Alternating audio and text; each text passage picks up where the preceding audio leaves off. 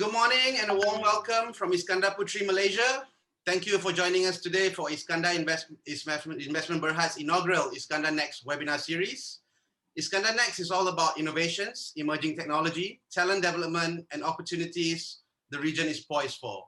Strategically located and recognized by the state of Johor as an emerging technology and digital hub, home to the drone and robotics zone, or more widely known as DRZ Iskandar, and the blockchain village at Medini. Iskandar Puteri is stepping into the future with Next. Embracing new technologies, driving the digital economy, curating meaningful experiences, and nurturing the talent of the future. Today, we discuss sports technology and the opportunities in Iskandar Puteri. Advances in technology have had a profound impact on sport, including but not limited to analysis of sports performance and enabling coaches to greatly improve the quality of feedback to players and athletes, increasing accuracy in time measurements of sports performance, enabling referees, umpires, and sports officials to make better decisions on rules, infringements, and so on and so forth, improvements in the design of sports equipment and apparel, and providing spectators the experience, the viewing, and the experience of sports performance, which has never been seen before. Sport plays a critical role in the global economy. Today, we have assembled a formidable panel of experts, but more importantly, they are a passionate group of individuals that are immensely competitive both on and off the field. All right, now on to our second panelist for today is someone we would call an industry pioneer from back in the day when big tobacco was still allowed in sports and Dunhill was synonymous with Malaysian football, to working with IMG, the biggest name in sports business globally, and subsequently founding one of Malaysia's premier sports agencies, the Sportswork Group, who have been a part of almost every major milestone in Malaysian sports since 2001. I will stop short of listing all of them, as I may end up using his entire allocated time just going through their accomplishments. He is currently also the advisor to the Ministry of Youth and Sports and an advisor for the Center of Excellence for Sports and Technology at the National Sports Institute. Ladies and gentlemen, I present to you Mr. Nur Jasni Mohamed. Nur Jasni, the floor is yours. Assalamualaikum to the panelists, IIB, Sports Johor, as well as our dear listeners out there. Thank you very much, Shafiq, for the very kind and humbling introduction. I'm just going to go straight into it. Let me just share the screen. What I'm going to be presenting today is something very wide. When you talk about sports tech, what areas, when you first approached me to talk about this, it made me ask myself, which areas would the public be interested in? So I decided to just start from the basic, but not just basic in terms of what is sports tech, but what's the potential of sports tech from the investments point of view, what's out there globally and regionally from an investments point of view, meaning, just as anything we do in life, if there's no money, we can't do anything. So just to highlight the potential. Thank you again. Now, sorry, I'm just going to get rid of I've got my speaker screen in the middle of the deck. Sorry, let me just do it again.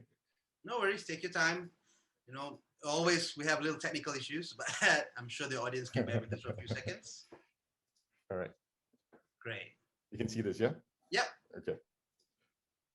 So basically, this presentation, again, I said, I'm going to speak more about sport as a whole, and where the major investments from venture capitalists and private equities have been going the last 20 years or so, and then coming up to today. The second part of it will talk more about what are the 8 areas of sports tech, because when you talk about sports tech, it's very huge, and there's always an overlap with tourism, there's always an overlap with wellness, healthcare, and the likes. So me being in sport, I'd like to take that back. And I think it's to convince the government, and I believe in Sheikh Faisal and Shamil from ISN are big believers in this, that sport industry is a huge industry, not just for Malaysia, but for the region, and one where Malaysia can excel and lead, really. So that's that. And then, well, I'll talk more about IIB. From my point of view, in Encik Zulfikar, please feel free to shoot me if I say the wrong thing. But I've been down to Iskandar a couple of times, and I looked at what's available there, and I'm going to talk from mainly the highlights of the advantage of doing business in Iskandar from a sports tech point of view. Okay, this is not exhaustive. Yeah, this is I'm just picking up picking the cherry basically. Pre-1998, you would see venture capitalists and private equities like CVC, Forsman Little, and Bridgepoint buying up sports rights assets. So CVC bought Formula One a while back, and before 2008, Forsman Little bought ING, at the time the biggest sports marketing agency in the world, the biggest independent. Yeah, Bridgepoint bought Dorna, the rights holder for the MotoGP, and then this company called Chime out of the UK. Now it's called CSM, Chime Sports Marketing, bought essentially Group back then. These are some of the cherries that were deals made then. Then came post 2008.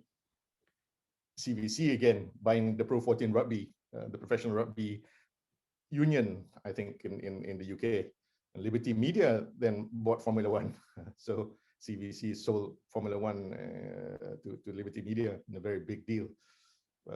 You see Wanda, the huge Chinese company, buying in front, as you know, are rights holders for a few of the global events, including I think swimming and the World Cup and the likes. Then Silver Lake bought ING from Forsman. These are very big deals. Silver Lake again bought Sports Radar. That's basically an Opta for rugby. If you heard of Opta in when you watch the EPL or the Premier League on TV, generally you see all the stats coming from Opta. There's somebody basically, well, there's a software that's actually measuring and accumulating the software, the data. So Sports Radar is an Opta for rugby. Then you get CPP, the Canadian Pension Fund, buying Dorna again. Dorna and F1, just within 10 years, were sold twice. Big deals, and grown even made to grow even bigger. Bofeng bought MP and Silva. MP Silva not really popular in Malaysia as a result of the deal with FAM, but you know, that's they sold it, and the owner then bought Leeds United. The current Leeds United owner is the former owner of MP Silva. IMG then bought the great UFC, what is arguably the next big sports in a sports product coming out in the world. Yeah, so that's that. So you can see the pattern is basically money is going towards rights holders, yeah, and people who have content. Then sometime, I think 2-3 years ago, SoftBank made an audacious bid to FIFA. SoftBank wanted to give FIFA $25 billion for 2 tournaments. They wanted to create a Club World Cup, and they wanted to create what they call the Nations Cup, which is I think if I'm not mistaken, a review of the current FIFA World Cup. I think you will hear in the news recently about, I think Infantino, the FIFA president, made a statement about changing or relooking the duration or the hosting of the FIFA World Cup from every 4 years to every 2 years. I personally feel, although it will make a lot of money, but it will generally create a lot of football overdose, and I think it will send the viewers away. Basically, this is just too much football. FIFA did a similar thing in 2006 in terms of sponsorship. They raised I think 2006 was Germany. The Germany World Cup, the German World Cup in 2006. FIFA actually raised their total number of sponsors from 10 to, I think it was 15. And then what happened from their reports out of that World Cup was 15, which is too many. Not many people remembered who the sponsors were, so they went back down to, I think, 10 or 12. So there is an optimum when it comes to sport and how much you can expand on it. So again, post 2008, again into content. Yeah. Then more recently, this is highly controversial, guys. Silver Lake wants to take over the commercial rights of New Zealand Rugby, the All Blacks, so for over 300 million. I believe the Rugby Association there has made the approval last month to accept the deal, but it is against the players and everybody's the purists. It's against the purist interests. Basically, they feel that the sport will not be what it is after this. Yeah. Again, content and rights holders. Now, what you will see, that's from the turn of the century, yeah, from the year 2000. What you will see then is from 2014 onwards, you'll see more investments into tech, more specifically sports tech. So I'll talk a bit more about that. But before that, I'm just going to highlight to you what are the 8 types of sports tech. And I believe Comcast, NBC here, has done a very good division of the various types of sports tech. So I'm just going to take it off them. Credit to Comcast, yeah. So of course, when you talk about sports tech, you've got right at the top there, fantasy sports and betting. In India, India's unicorn is called Dream 11. They're the biggest sponsor of the IPL. So they run a trifecta of betting, fantasy sport, as well as OTT D2C streaming of sport. So that's an amazing potential there, and that's India's unicorn. Then moving on to the right clockwise, you've got the venue and event innovation. So the way stadiums are built today is no more, or stadiums or facilities for that matter, is no more you build it and people will come. That doesn't happen anymore. It's all about fan experience. The latest stadium is built in LA, which will be, I believe, the opening and closing ceremony, the venue for the opening and closing ceremony for the 2028 Olympics in LA. The SoFi Stadium is one of the most advanced stadium venue in the world, and even the way they built it was unique in the sense of using AI and measuring what the community really wants and the likes. The stadium of tomorrow, or the stadium of today, has to be wired up. Wired up from the point of view of, if you go to Bukit Jalil today, you bring your phone, with 100,000 people there, it's very hard to get a signal, very hard to get messages out. So the stadiums of today have to be built, have to be wired up to the point that the advantage is you can do things like, I can know which toilet has the least queue. I can order my food before the game starts and pick it up at the halftime. I can know when is the best time to leave the stadium after the game. It's amazing how technology and because of the availability of technology today, which wasn't in existence before, can be used for the overall fan experience in venues. There's media and entertainment, of course. When you talk about broadcasting, the types of data or the types of, I mentioned Opta just now, and I mentioned if you see some of the sports, especially F1, you'll see a lot of graphics that are put in there. That's again to give knowledge or to train or to educate the viewers, to make it more interesting, so that they'll be more engaged, so that they know, in a sense, the F1 is not just cars racing and trying to overtake each other, but there's actually an actual strategy in the race. So those are the aspects. Even streaming side of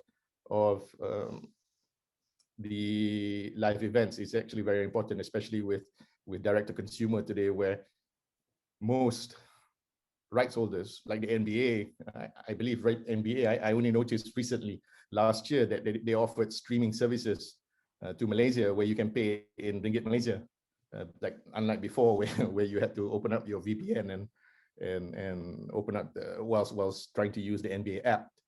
But as of last year, they've opened it up, so you can imagine the potential of D2C there, direct to consumer. And then you've got the fan and player engagement.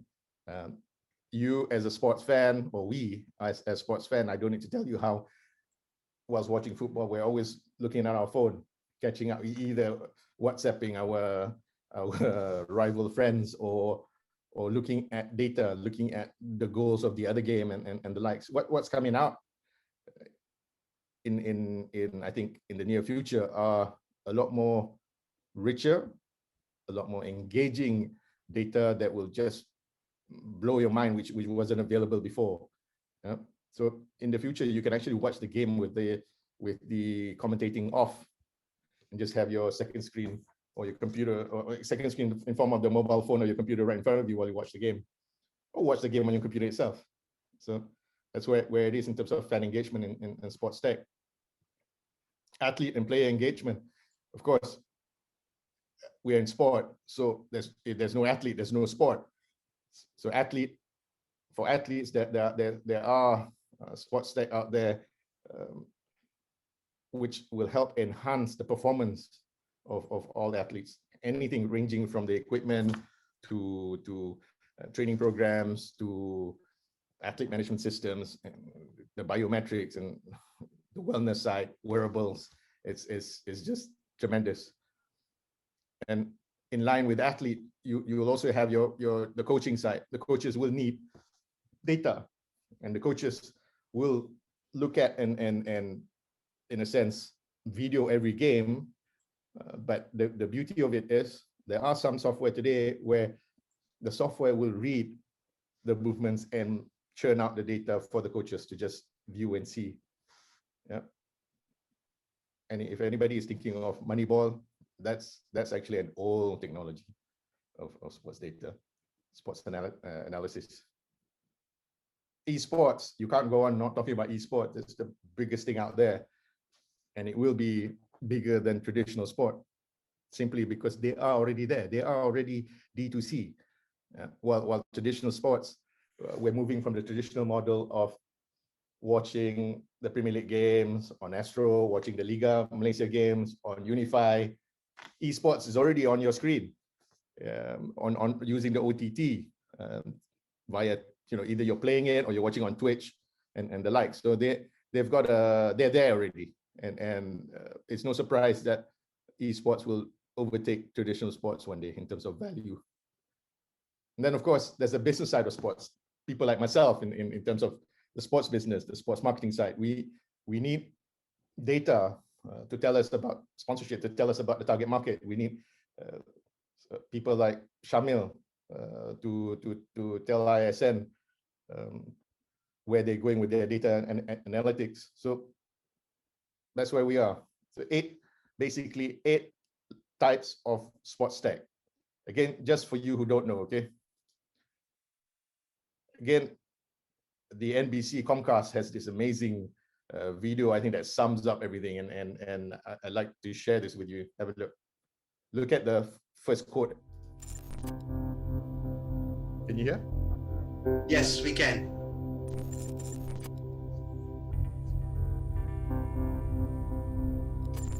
You might just want to up the volume a little. It is maximum. Yeah, we can hear it. It's great.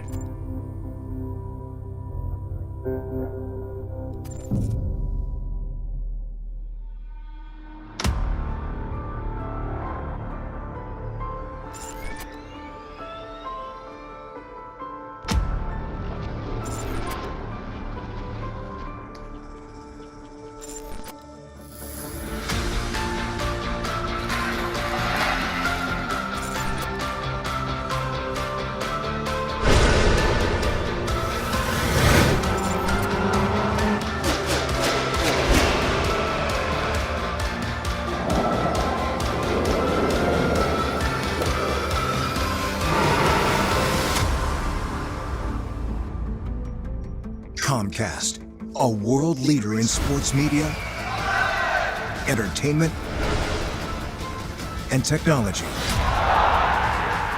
Forming an unprecedented partnership with leading sports organizations, bringing together business, sports, media, and entrepreneurs in a unique consortium approach focused on improving innovation and the fan experience.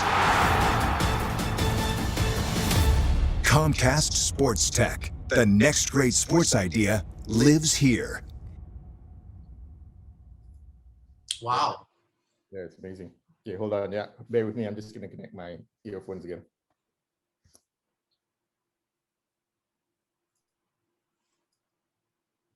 Oh, it's very interesting, that video. It is. That's why I wanted to share it with you. I mean, I don't know if anybody has seen it, but it explains it quite well for those who are, you know, when you say sports tech, it's actually very wide. Yeah. And if you don't, okay. You can hear me, yeah? Yeah, loud and clear. Okay, right. So I'm not going to play this again. Right. So what we have now is basically I'm going to talk about more of the growth of sports tech and why it's growing. And you saw just now I talked about the various investments that went into content for about 10, 15 years. And it was all going on before that, but if you talk about from the turn of the century, a lot of it was the private equities and VCs buying into content from the rights holders. And let me just explain why. Yeah, why? Because of technology. Now, there was a lot more upside to be made from those rights. It's even the Premier League at the time, before D2C, was from every 3-year contract or every term or 3-year term, they were growing at more than 50%. Or I think selling the rights to the Premier League was growing by more than 100%. I think in some cases, that's on traditional media. That means the Premier League selling to people like Astro and selling to Sky Sports in the UK. Now, with D2C, it opens up a whole new ball game. Yeah, you imagine even if you sell something which is at £5 a month watching the Premier League, and you times that by the number of viewers globally, that the estimates have been made that the Premier League can make 3 times what they're making on the current contract, which is amazing. Yeah. So only because of tech, guys, only because of tech. So the last 10 years or so, since the 2010 onwards, mainly 2014, you see a majority of the funding from PEs and venture caps going into the Asian region. Yeah, the yellow part. So look at 2019, it's basically growing quite well. Now you look at sports tech in general, right at the top, globally, the market is estimated to be worth 45.8 billion by 2027, and with a CAGR of more than 20%. And then venture tech funds have been growing at a rate of more than 30% since 2012. So you can see it's real. It's real. It's not a dream. It's not child's play. It's real business into the future, bringing in taking us into IR 4.0. Then we go in the bottom 3 bubbles you see. Those are general VCs in Southeast Asia. I just got this off the Edge, I think, a couple of weeks back. So the Edge says that generally VCs in Southeast Asia had a peak of 12.6 billion in 2018, the whole of 2018, yeah. But for 2021, just on the first quarter alone, was $6 billion US. So you can see it should be the 2021 should be to beat the peak of 2018. And you're gonna remember this is new. This is new, yeah. If you look at those numbers and you say it's small, this is new. Look at the rate of it. Yeah? Deals are growing at 31% quarter to quarter from January 2020 to March 2021. So it says a lot. It says a lot, especially when PEs and VCs are buying you. Their parameters of review, their due diligence are very strict. So that's that. In terms of Iskandar, okay, this is why I think I need to wait Encik Zul to come back. Encik Zulfikar. Oh, yeah, that's sorry. Okay. Correct me if I'm wrong, Encik Zul. So silakan. Why sports technology in Iskandar? First and foremost, I'd like to highlight is the red bubble on the right-hand side of the screen called DRZ, the drone and robotic zone. Let me just tell you, that is already sports tech. Drones are being used in broadcast, Yeah, to get never been seen before type of angle in games. Drones are being used by coaches, or about to be used by coaches, or can be used by coaches. Again, Encik Syamil and Encik Faizal can support me on this, where you get better angles, where putting a camera on the floor in the stadium does not get, in terms of movements and the likes. And don't forget, drones can also capture how a person got his injury, how did he fall, which is all important to the rehabilitation of the athlete.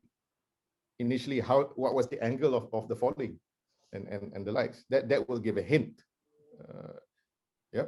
So DRZ, as far as I'm concerned, IIB is already doing sports tech.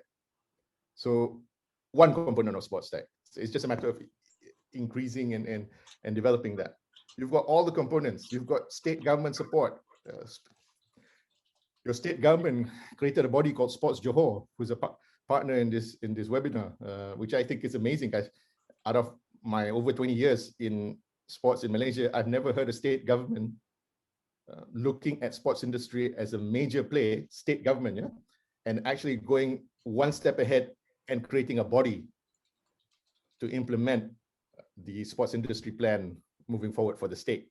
And this is on the back of hosting Sukan Malaysia, what should have been 2020.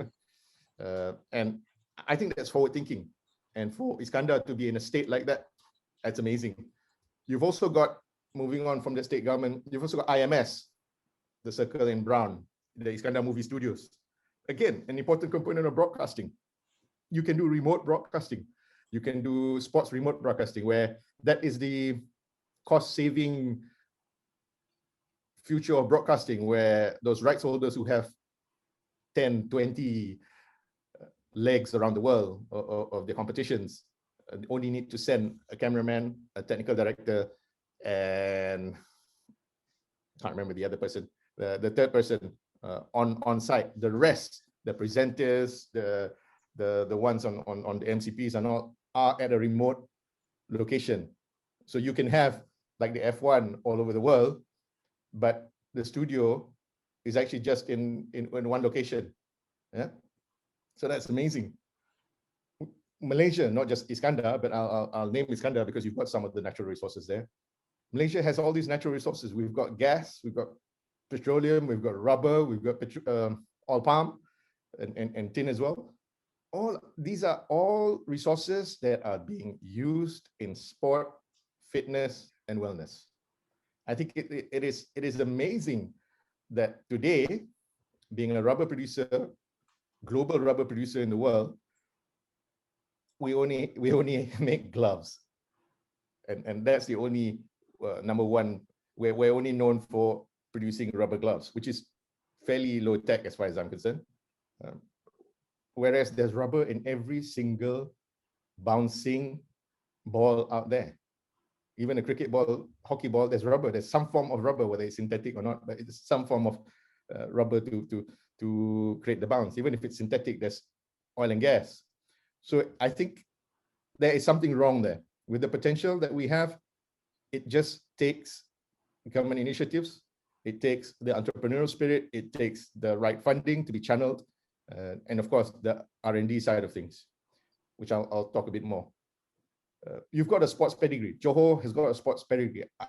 Aside from cycling, badminton, swimming, I think rugby, you've got a world-class football ecosystem. No other state has that system. What TMJ has done with football in JDT in Johor is amazing. It's amazing. So the way I look at it, Johor, JDT in football, Malaysia is not your playing field anymore. It's you're the team of Asia. You're going towards being bigger than Asia one day.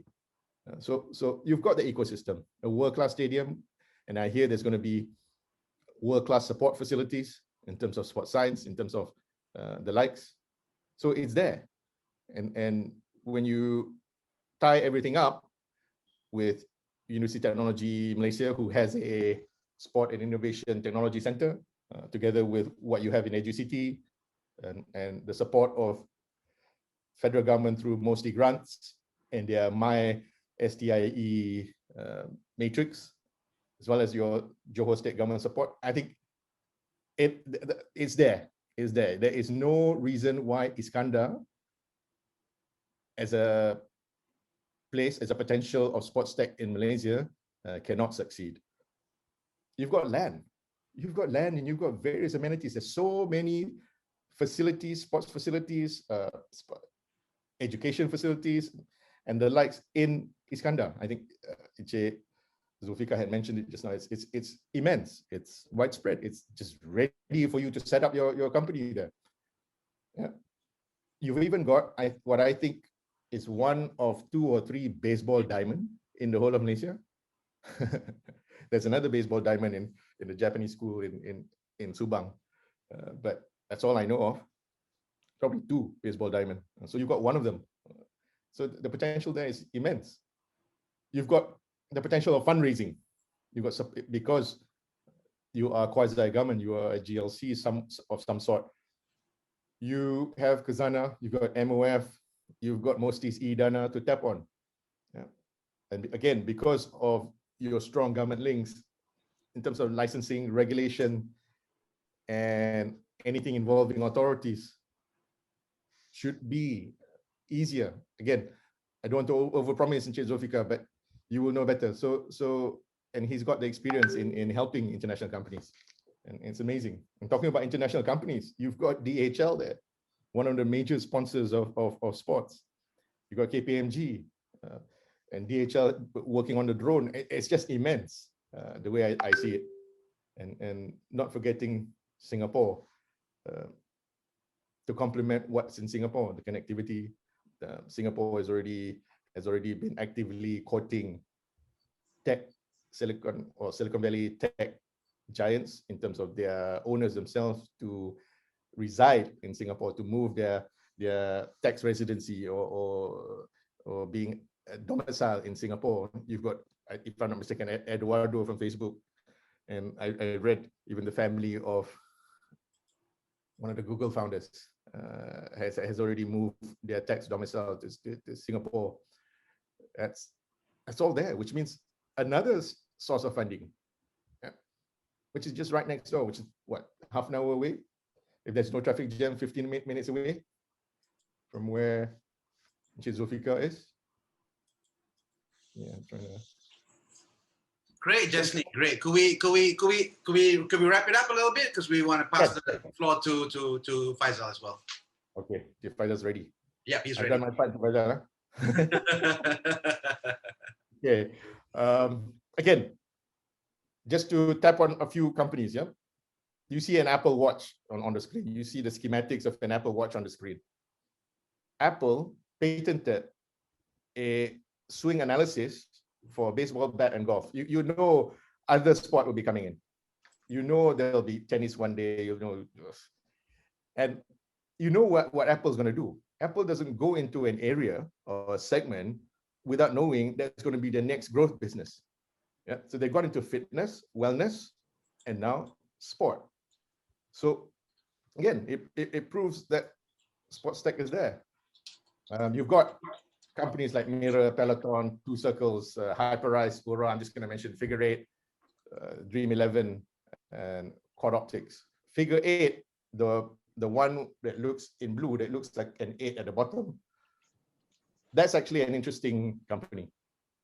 Started by 2 MIT Taiwanese PhDs who basically say Figure 8 is biomechanics in a box. What people like Encik Faisal will spend millions to set up the facility, the biomechanics facility at ISN, Figure 8 is selling it at $3,000 in a box. Yeah. Again, I don't know, I can't tell because I'm not the expert, but I can't tell how sophisticated and how precise it will be. But these are the kind of products that are coming out because of technology. You've got Malaysian companies, Naluri. I've got sports data there, Shamil. Shout out to you. Huddle and Bounce. So there are a few. this I'm just cherry picking, guys. There's a lot more. There's a lot more that I can't even begin to say. Anyway, so that's it. Thank you very much, guys. It's been a pleasure. Please shoot the questions, but I do want to answer. There was a question, sorry, one question by Wan Siti Khadijah earlier. She asked about what can we do, especially our sports, in terms of technology. Yeah. So this is what I say. Firstly, when we talk about going into technology, you must have at least four things. It must save time, at least cut steps. There must be actionable feedback that comes out of it. Otherwise, it's not going to be picked up. It will help if it enhances community participation and development. And then, of course, the fourth one, which is the most important as far as I'm concerned, data is the new oil. It has to have data. It has to give you the kind of data which you would not have gotten without going into the sports tech. So those are the kind of technologies that we should go into, Puan Siti Khadijah. And you saw the 8 categories that Comcast had basically outlined. Into any one of those areas, bearing in mind save time or save steps, the actionable feedback, data, as well as helping the community. All right. Thank you, Shafiq. All right. Thank you, Jasni, for that very enlightening and engaging session. And I think we've got some great, and you've answered some questions from our audience as well. So that's fantastic. Keep the questions coming. And maybe we could go around the table or go around the screen for last words from all the speakers. Keep it short, just 1 minute. And thank you everyone for joining us from near and far. Please fill up the poll, and we'll be having another session next week on our next webinar. Details will be on screen in a second. Our next webinar will be on, what do you call that? Is cycling the new golf. We're going to hear from Malaysians who are both Ironman in and outside the office. So you can scan the QR code or access the link to register. Thank you once again on behalf of Iskandar Investment Berhad, Sports Johor, IRDA, and Iskandar Innovation Hub. Have a great day, and let's pass it to our panelists for final words, and we will say goodbye. Let's start with Cik Shamil. Any final words from yourself?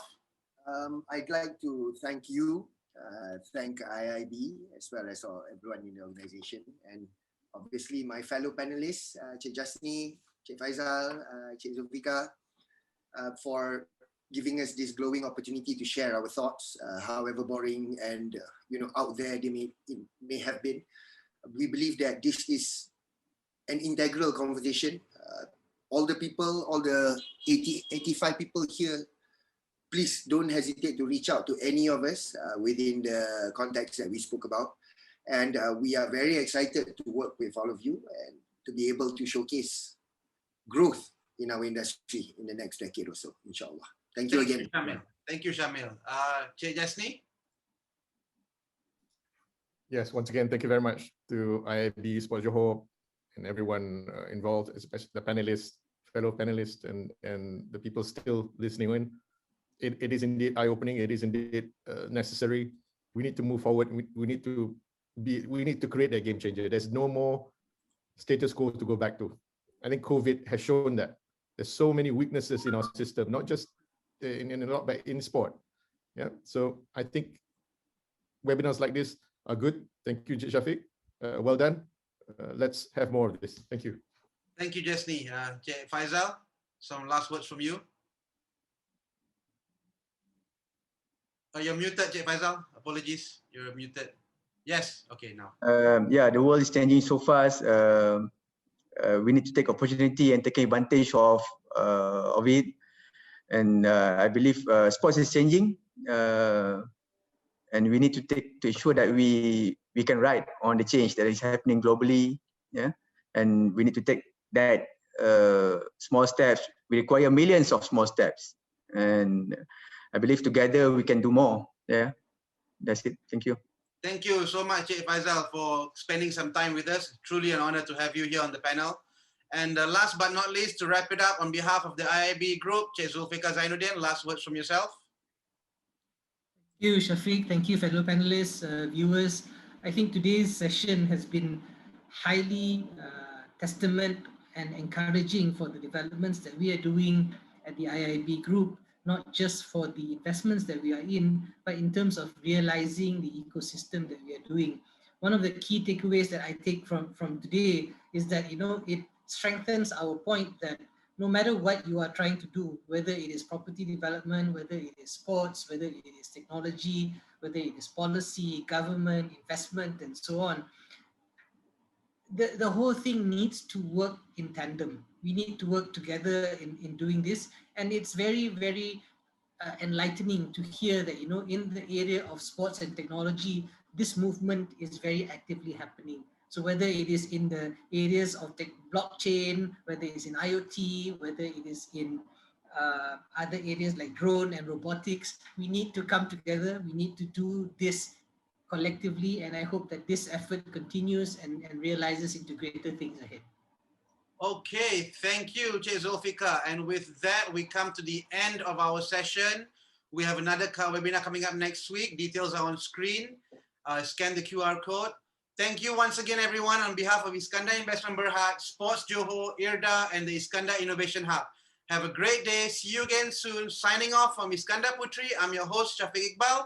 Thank you and goodbye. Thank you, everyone. Bye. Thank you, everyone. Assalamualaikum.